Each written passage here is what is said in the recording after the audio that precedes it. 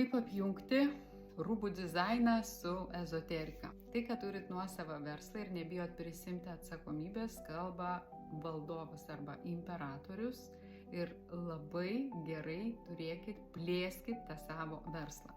Valdovė, trečias didysis arkanas. Viską, ką darysit grožio srity, kūrybos srity, kitaip sakant, gražinsit pasaulį, savo kūrybą, tai bus jūsų misijos dalis. Tęskit tai, ką pradėjot.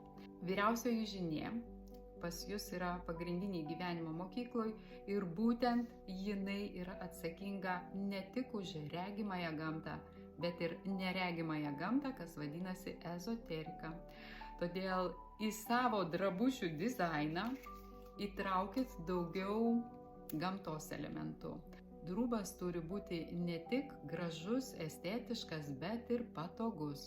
Galbūt šiek tiek reikia ir paslapties.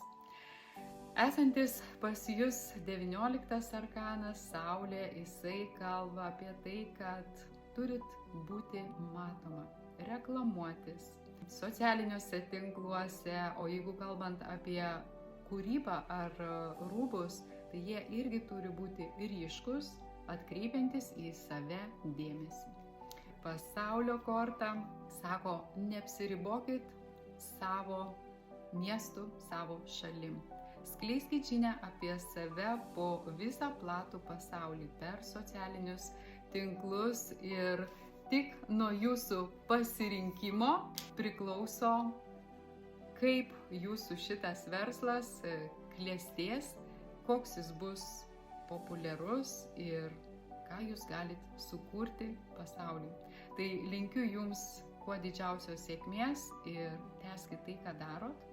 Ir aišku, būtinai pasidomėkit ir tą neregimąją gamtą, tai čia ir numerologija, ir astrologija, ir tarologija. Patinka, turit laiko ir galimybės, tikrai visos šitos sritys jums leis dar labiau praplėsti tai, ką jūs kuriat ir atnešti į tą materialų pasaulį.